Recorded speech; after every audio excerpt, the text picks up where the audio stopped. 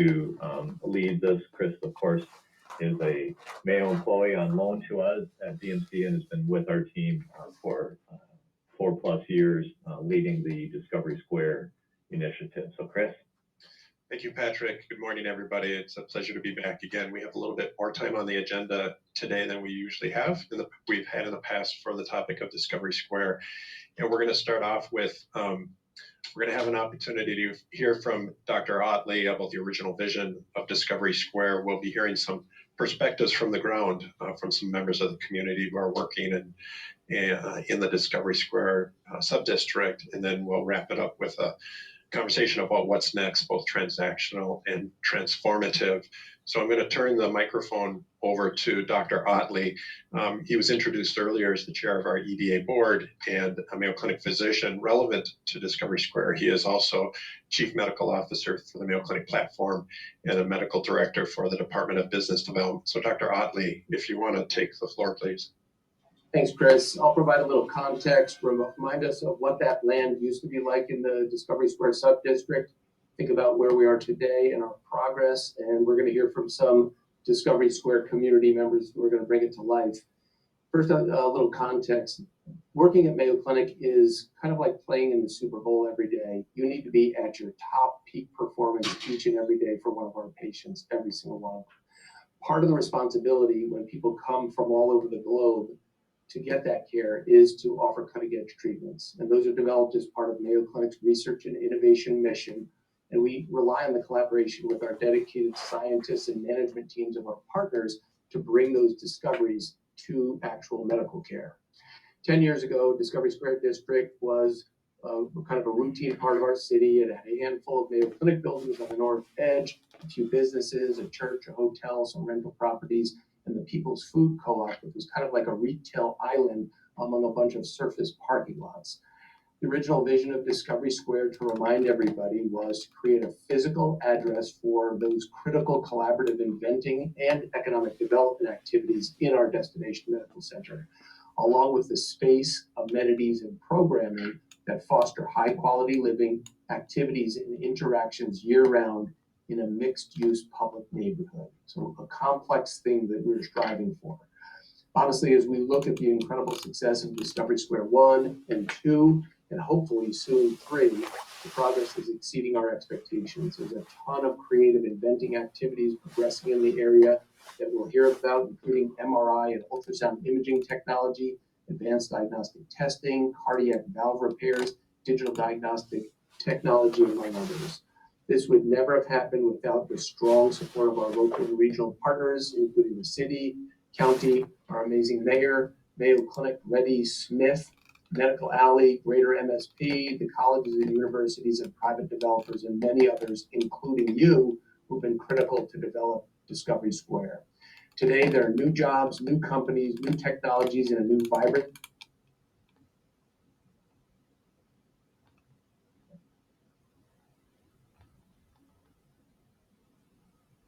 If he comes back here. Looks like we lost some connectivity.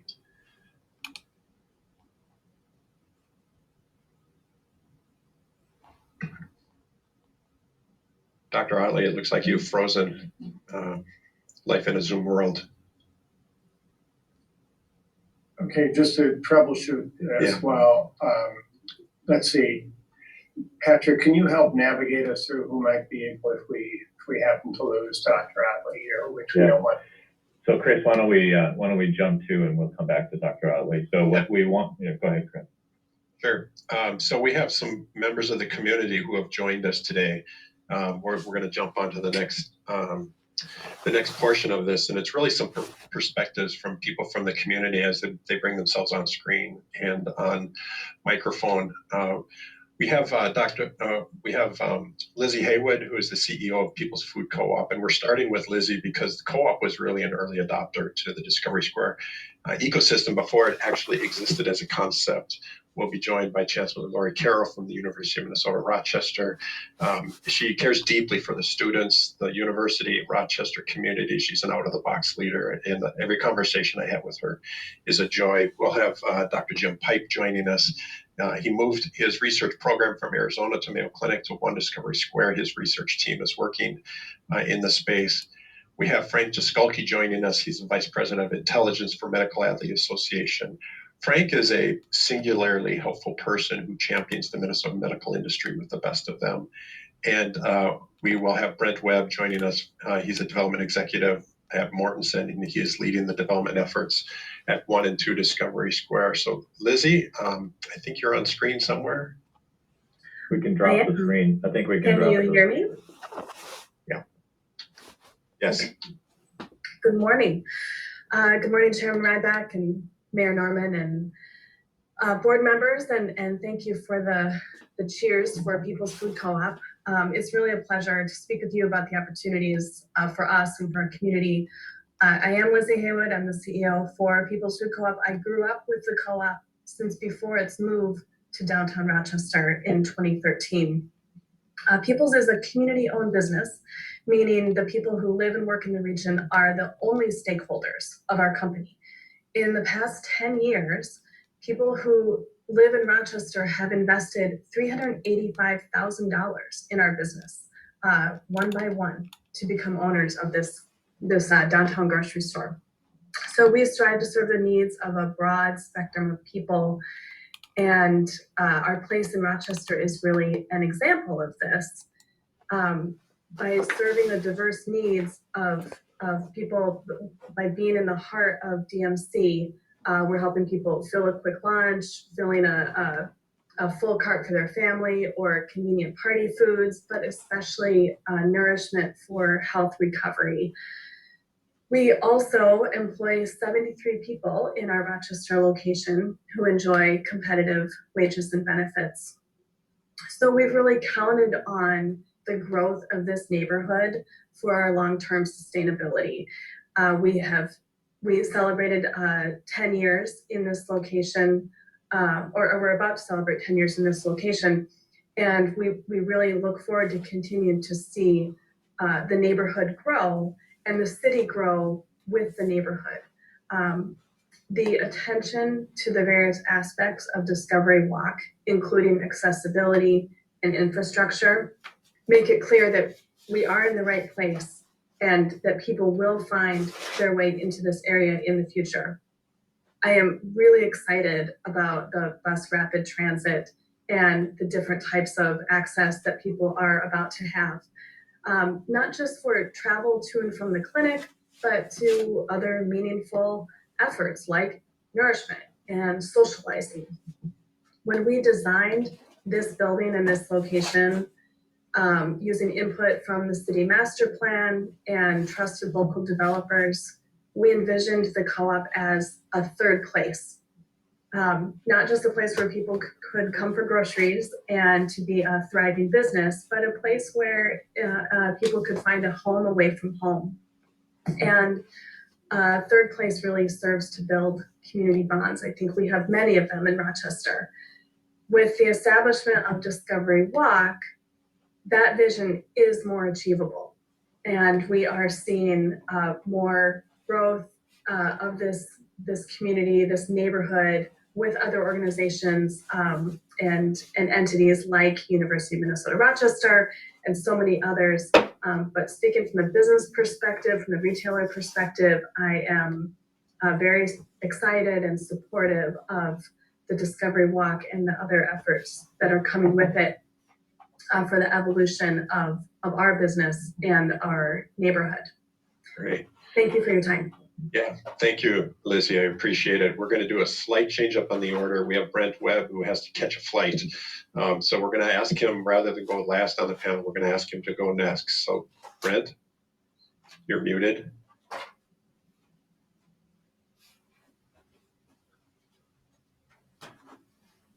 There you go.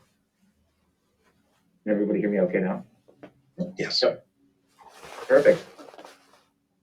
Hello, everyone. My name is Brent Webb. I'm the development executive with Mortensen. I've had the fortunate opportunity to be working in partnership with many people that are on this call today for the past 5 years.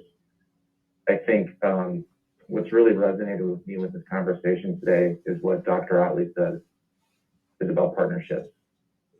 I had a meeting last week with some people at Mayo Clinic, and we were talking about how Mortensen has been around in the state of Minnesota for 68 years, so not nearly as long as Mayo Clinic. But I think what we can all agree upon is that the efforts that all of us are doing in Rochester are a huge impact to the local economy of Rochester, but also the state of Minnesota.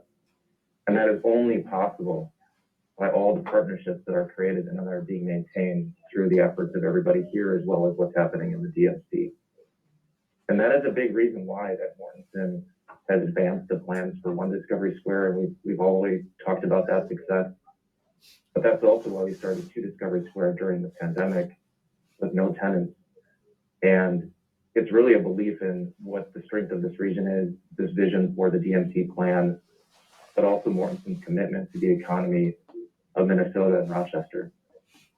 What's been really exciting is that although you don't have tenants right now in Two Discovery Square, I think you heard Chris mention, we've already been indicating our interest in advancing Three Discovery Square just because of all the conversations that we're in. And again, all those unique partnerships that are happening with the local businesses of Rochester. And we're excited to continue the conversation. We're excited to continue to talk about probably some new activities that are going to be coming out with Two Discovery Square and some potential tenants. But more importantly, we're excited to continue the partnership that we have with the DMC, the EDA, the city of Rochester, University of Minnesota Rochester, as well as the local community. So thank you all again. I'm sorry, but I do have to jump onto a flight. Hopefully it doesn't leave without me. And again, thank you all for your partnership, and we look forward to the continued collaboration. Run, Brent, run. Thank you. Councilor Carroll. Well, thank you for this opportunity to share with you, and even more deeply, thank you all for your service to this community. It is significant. In the city of health, the University of Minnesota Rochester is developing human potential to solve the grand health challenges of the 21st century. Challenges like we're living through right now, and challenges that are already being addressed by researchers in Discovery Square. And you can imagine that that's why we're so happy to be there. Growing a campus from scratch has been an extraordinary event in this community, starting in 2009 with 52 souls. We're near 1,000 now, with some groundbreaking results related to equity, with 70% underrepresented students, and applying research to practice. We have closed the achievement gap, as some would say, or we have equity in educational attainment with these young people who are so passionate to make a difference through a career in health. And as we've been growing this campus, always at the center is the student's learning, the student's development. We are asked very frequently about facilities, and to date we've been guided by some principles: strategic partnerships and strategic placement for student opportunity. And that's why we're in Discovery Square. And you can imagine an 18-year-old student who is so passionate to make a difference in the world, and they show up at their first chemistry lab, and they are across the hall from advanced diagnostics. Wow. And just downstairs from regenerative medicine. The inspiration of the research that's going on there is highly motivational to our students. Of course, that strategic placement, the proximity of that, also gives opportunity for career shadowing and internships, and ultimately employment, making that connection as we develop the human potential for the talent needs that are there. We have expansion plans, certainly working with system president Joan Gable and our system look and strategic plans. We are expanding in a collaborative kind of way. Embedded in those broader University of Minnesota plans is opening up a conduit to talent from the broader university to Rochester, and Discovery Square is really playing a part in that.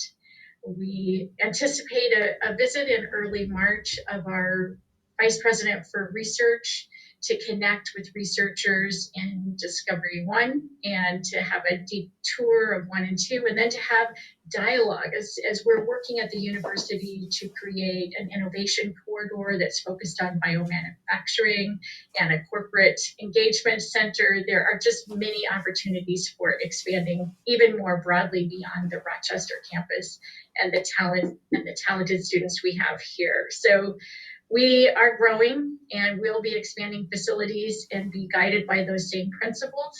This has been a wonderful partnership, and Discovery Square is really providing synergistic opportunity, and we at the University of Minnesota are so grateful. Thank you. Thank you, Chancellor. I appreciate your comments. Dr. Pipe, I see you there. Thanks for letting me speak today. I just want to start off with a real sincere thanks to the DMC and to those that helped Discovery Square become a reality, because I can truthfully say that that is the reason why I'm here. I joined in 2018 as a scientist for the Department of Radiology at Mayo Clinic. In my group, we design technology for MRI scanners. So we work on algorithms, math to collect better data, make better images, make it faster, get you out of that little tube faster. We work on better interfaces to help it easier, make it easier for the techs to run the scanners so they can focus on the patient, to help that experience and help with safety. And we work on different things around helping the MRI scanner become a smarter instrument to just get better care in less time. And so this requires a really broad range of expertise, and it also really helps, in my experience, to work with an MR manufacturer, people that have deep knowledge about these things. And so we've partnered with Philips Healthcare for the last decade or so on the projects that I mentioned. I'd been looking for a while on a place to go to broaden the scope of what we're doing, and I focused a lot on some larger universities. But the thing that really tipped the scale for me to come here at Mayo, which of course is just a phenomenal medical environment, is the ability to be here in Discovery Square, sitting right next to Philips Healthcare. That has been a really strong partnership, and to combine this with Mayo has been fantastic for us. So Philips provides a lot of funding for our group. They provide an MRI scanner, which you may hear in the background faintly, and also a lot of people. We partner closely with scientists who are here to help us with our work, and also with engineers who are here to develop products that will go into their scanners. And so we share with them a lot of what we are looking at, and they share with us their roadmap at a very deep level. And to do this requires a lot of trust. I have, prior to the pandemic, I've been going to the Netherlands a couple times a year, and they would visit here. And we hope to pick that up again. But being right next door to them, that is such an integral part, not just of being able to talk and share knowledge, but also just build trust and be strong partners. And that's made a big difference. Philips also is making the space so that they can bring key experts here, that they can bring, they can have various Philips work meetings here. And so sitting here in Rochester, we get different aspects of the MR community from all over the world that come through our door. And we get to interact with just a large variety of folks. So this is great for networking and to learn things. And then to recruit people here, people are really excited about coming to work at Mayo, but I think also for a lot of the folks to know that they can also get an insight into what's going on in industry and how the research that they're doing will go into product is also just really helpful. So Discovery Square has been a fantastic recruiting tool for me to bring in the best and brightest. One other component I have to mention is UMR. My wife Terry and I are big fans of UMR and their place in Rochester. And having the students in Discovery Square, myself and all of my group, we are used to growing up in a university environment. And that's what this place feels like. We have that energy that the students bring. It's tangible, and it's a wonderful thing. And so I really appreciate them here, and I want to do all we can to help support them as we move forward. So again, thank you so much for the work that you do here. I'm excited to be a small part of all that you're doing. Thank you, Jim. Appreciate it. We'll turn it over to Frank Jaskulke, who's representing Medical Alley Association, and he knows what's going on in the world, and he's going to bring a unique perspective here. Well, thank you, Chris, and good morning, everyone. It's always an honor to be here with this group and to hear what's going on in DMC and in Rochester. Like millions of people around the world, every morning I wake up and I take medicines invented right there in Rochester at the Mayo Clinic. And I'm personally grateful for the amazing work that comes out of the community. What DMC is doing is making sure that that is around for the next generation, the generation after that, and hopefully 7 more. I've seen it happen where in building up the capabilities, in bringing the people together, it's bringing companies, it's bringing people, it's bringing capital into the ecosystem and creating not just more jobs, but more innovations that can benefit millions of patients around the world. We all know this, but Minnesota is the greatest place on earth for healthcare and health innovation. The problem is there's a lot of places in the world where they don't know that. And when they have some sort of amazing innovation and they're making decisions about where do they go to find the best and the brightest, they're often making decisions to go elsewhere.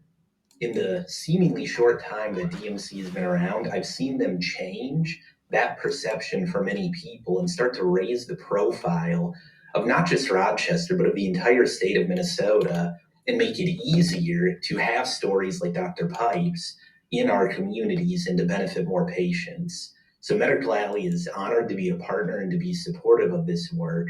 And we would implore you to sustain the effort and keep investing the time and the capabilities to have that transformative change that, 5, 6, 7 years sometimes feels like a long time, but that we know is a 10 or 15-year project to really make that big change. I'm confident we're on the right path, that we're already seeing the early wins. And with the continued leadership of Patrick, of Chris, of the entire team, that in 10 years from now, we'll be talking about Rochester as the Silicon Valley of healthcare, or whatever we decide to term it at that time. So thank you. We appreciate being a partner, and we are always here to be of service. Thank you, Frank. Appreciate that. And thank you for taking some time to join us. To push through on the rest of the presentation here, and we will have a chance. Dr. Otley has joined us back. Apparently, both his well and his internet are working again, so we'll have him join us again. As we transition on, the reports we typically have when we're coming back to this board tend to be rather transactional, and I do want to touch that. But understand too that those transactions are really just milestones in the larger transformation that's taking place. And so what looks like a slowly sort of process becomes a slowly all of a sudden realization that the world of this Discovery Square space is different than it was 5 years ago. So business recruitment activities continue. There are projects that are moving through the pipeline from initial conversations to final negotiations on leases. Both in 2 Discovery Square and in other places. The Mayo Clinic Kellen building construction continues. We're excited about that coming online. The parking infrastructure across the street, which is a necessary piece for the businesses in 2 Discovery Square and 1 Discovery Square, that continues. So you see cranes in the air. Discovery Walk construction will kick off this spring. That's a project that has really transitioned from lots of engagement around input from the community, especially around the design and the businesses that are operating right there, now transitioning to a more business forward, how do we mitigate the impact of construction sorts of discussions. We're excited about that project.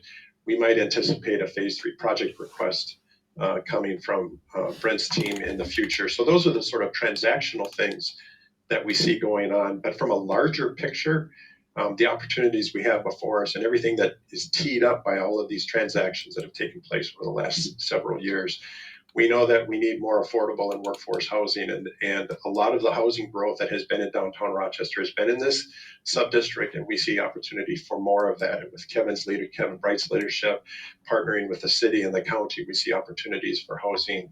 The Soldiers Field master plan that the city is taking on. Soldiers Field is really this anchor point in that public, that experience that then connects through Discovery Walk to heart of the city to Central Park. And so that becomes a really key part of that experience. We see opportunity around targeted workforce development. There's a consortium that is working on simulation labs. So imagine a healthcare space where you can practice on patients that aren't really patients, but they're simulated patients. And there's a group that's working to pull that together. There's a capital stack that needs to be raised. There's an operational model that needs to be developed. But we see that as a key part of workforce development. And there's also an element of supporting the business community, because those same kinds of spaces can be used for technology companies to test their devices and train their physicians on the devices. Targeted entrepreneur support. We're not wired real well to do programming. We're more around infrastructure. There's maybe a future in more programmatic sorts of support, but we know that there's a need for shared laboratory space, wet lab space for startups, and we're working on a plan with that. We need to find an operator. We need to find the capital to build out that space. And then I'm going to take this opportunity to introduce Peter Frosch from Greater MSP when we talk about contributing to the greater Minnesota ecosystem. Frank touched on it with Medical Alley. Peter is joining us. I think he's coming to us from the West Coast right now, and he's going to be talking about an EDA grant application that Greater MSP is leading the charge on. Peter? Hi, thanks, Chris. It's good to see everybody. Can you hear me okay? Yes, thank you. Okay, great. Welcome, Peter. Hi. So I appreciate the invitation. This is the first time I've had the chance to be with this group, even though we've kept a really close eye on what the DMC is doing and been looking for opportunities to be meaningfully supportive. I think we have found one that we want to talk about today. First, I just want to recognize that Patrick and I will work together in the UK and Finland in November on the governor's trade mission. And we were in places like Cambridge talking about creating an MOU with their bioecosystem with Minnesota, and the Crick Institute in London looking at the research that was going on and trying to extract some lessons. And at a business traction event in Helsinki. And that was a really great demonstration of the reality that we are really one team. There's one team, in Minnesota. We're stronger together, and we have meaningful work to do together. And so that's something that I took away to seek additional opportunities, and that's one of the reasons I'm with you here. There is a federal competition, which you may have heard of, called the Build Back Better Challenge. This is confusing because the Biden administration is naming everything that's going on Build Back Better. So what we're talking about is a national competition where 20 to 30 US regions, the regions define themselves, will win between $25 million and $100 million to catalyze a high growth sector of strength. So this is part of the ARPA, the American Rescue Plan Act. So these dollars are secure. $1 billion of the $3 billion that the U.S. Economic Development Agency received through ARPA is going to this challenge. As far as we understand, the federal government has never run anything quite like this before in terms of its competition and scale. The announcement for this came out in late July. Greater MSP jumped on it because we knew we wanted to focus on the bio sector that was already in plan based on years of analysis. And this seemed like a great opportunity to get after that. 529 applications from around the country went in by the phase 1 deadline of October 19th. And in mid-December, we learned that we were one of 60 across the country that are moving to phase 2. So there was a really big cut. And so we have a roughly 50-50 chance of winning in this second phase. The focus of our region's application is around bioinnovation. We call it the Bold North Bioinnovation Cluster. And over 50 different organizations have been involved so far in the last few months in putting this together, including U of M, Ecolab, Medical Alley, Mayo, and others, many that have been mentioned here. Why bioinnovation? Probably not a hard sell for this group, but there is an enormous economic value at stake. So McKinsey estimates that roughly $4 trillion of value exists in these bio domains over the next 20 years globally. Also bio because it leverages two existing sectors of strength in our region and state's economy with food and agriculture and human health. It's at that intersection that so much opportunity lies. And so we have a concentration of firms and workforce in those areas already to build on. This application is really about two pieces. There is a narrative. It's 10 pages of the story we're telling, the argument we're making about what we're going to create in MSP in Minnesota Run Bio. And then there are 8 projects that we defined and determined in phase 1. And those projects, there are 4 construction projects. There are 2 that relate to education and workforce. There's 1 that's agriculture related. So they do reach statewide. And the reason we wanted to talk today is not so much an ask, but really an invitation, a purposeful invitation for the DMC to be a part of this application, which is moving very quickly. So we're in our second sprint. The deadline is March 15th. We hired 8 people in essentially a separate organizational structure to drive this application process, which is cycling through every day, 20 hours a day. There are maybe 2 tracks to think of in terms of this partnership. One is very easy. We would like to just recognize and characterize the DMC as an asset that exists in the state of Minnesota that we're building on.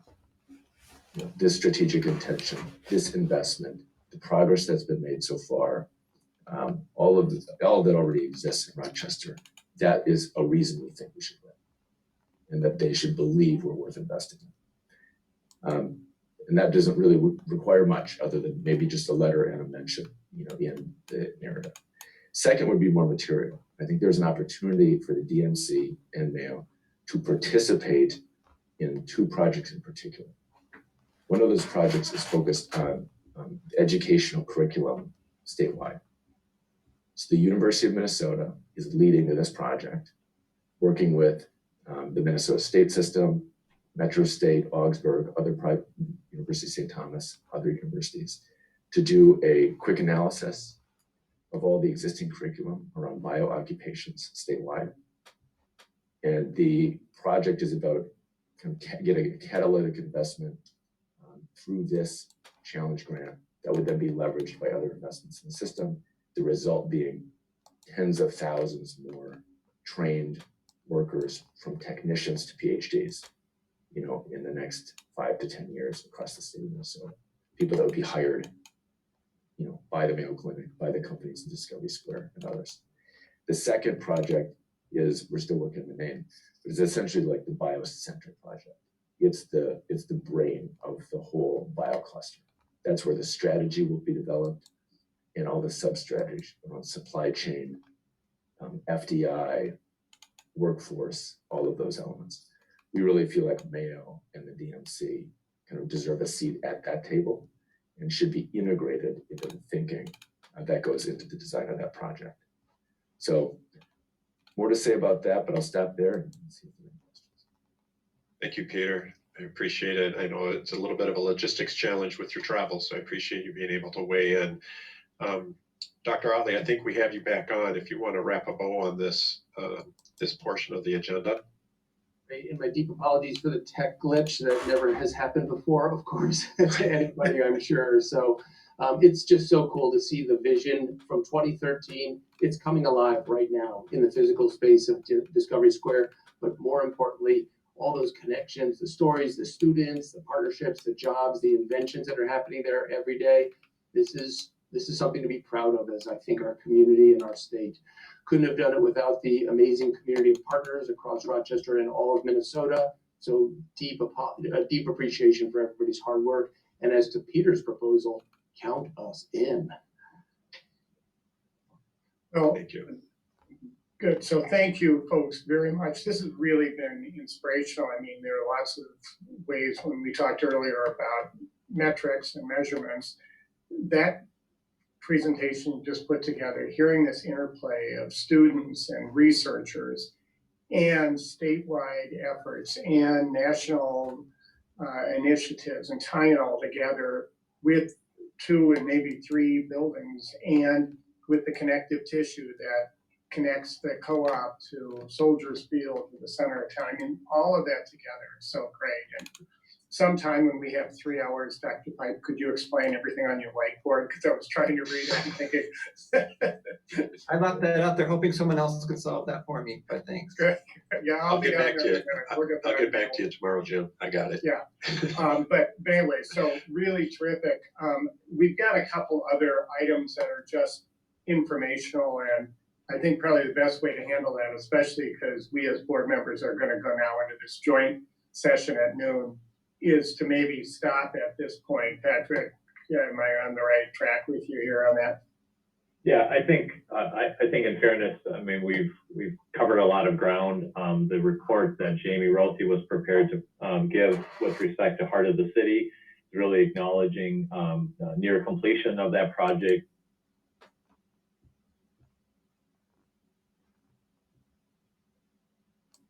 Anticipation for a rededication ceremony in the spring. Some of the lessons that we've learned that we are we are committed to continuing to learn, both to apply to that project but to future projects.